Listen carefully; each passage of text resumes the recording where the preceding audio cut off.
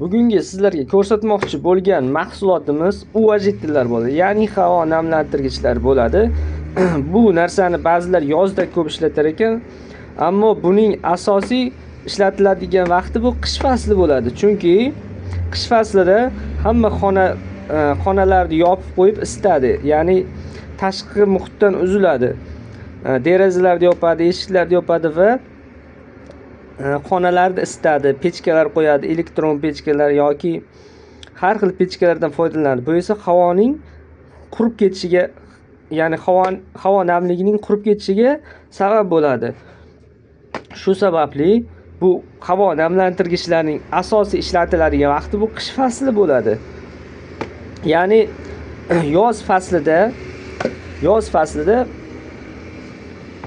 tabiatning o'zi havo namligini chiqaradi. Tashqariga chiqasiz, doim eshiklar ochiq bo'ladi.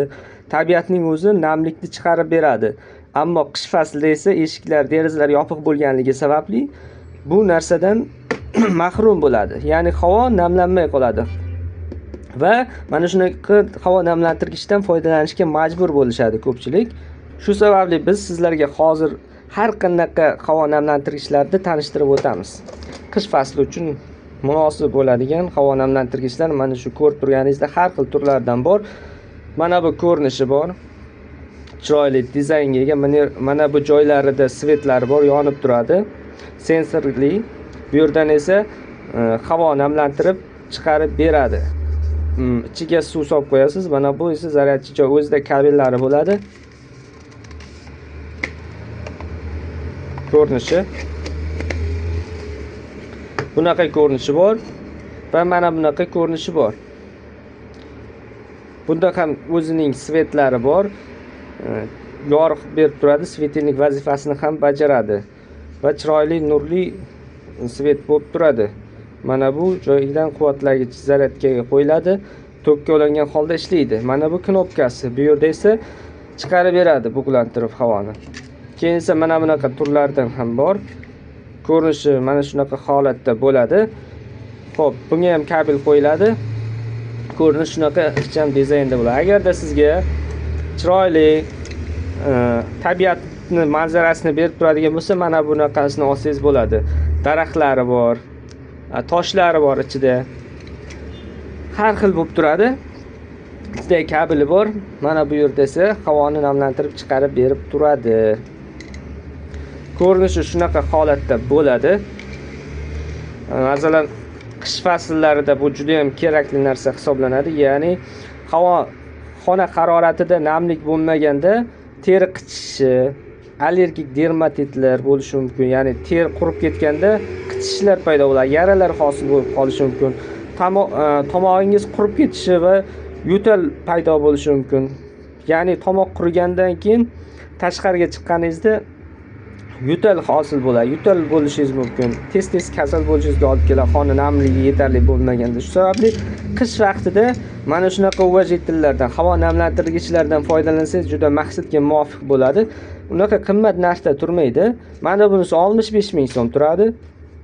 Bunisi ham 65 ming so'm. Bu ham mana bunisi qimmatroq turadi. 90 ming so'm turadi. Xo'p, agarda buyurtmalar bermoqchi bo'lsangiz, bilasiz, kanalimiz orqali buyurtmalar qabul qilamiz. Buni bir ishlatib ko'rsatib ham bersam yaxshi bo'ladi. Hozir ishlatib ko'rsatib ham ko'rsataman. Agarda elektr o'chib qolganda powerbank yordamida ham ishlatsangiz bo'ladi. Xo'p, qarang. Birontasini ishlatib ko'ramiz. Xo'p. Masalan, buni ishlatib ko'ramiz. Ichiga suv solganim yo'q, prosta yoqib ko'rsatmoqchiman. Mana. Ko'rib turibsiz, yonib turadi. Kechqurun chiroyli nur taratib ham turadi o'zidan. Har xil svetelniklari yonib turadi. Mana. Hozir yorug' bo'lganligi uchun sizga aniq chiroyli nur taratayotgandek ko'rinmasligi mumkin. Xo'p, bunisi mana bunisini ham yoqib ko'ramiz. Mana. Xo'p, tugmasini bosamiz. Mana. Yonib turadi, o'zidan nur taratib turadi. Har xil 3 xil fazada yonadi. 3 xil fazada qo'ysangiz bo'ladi. yoqib o'chib yonadigan o'chadigan qo'ysangiz bo'ladi. Keyin esa endi esa bunisini ham ko'rsatib o'tamiz. Ham xuddi shunaqa.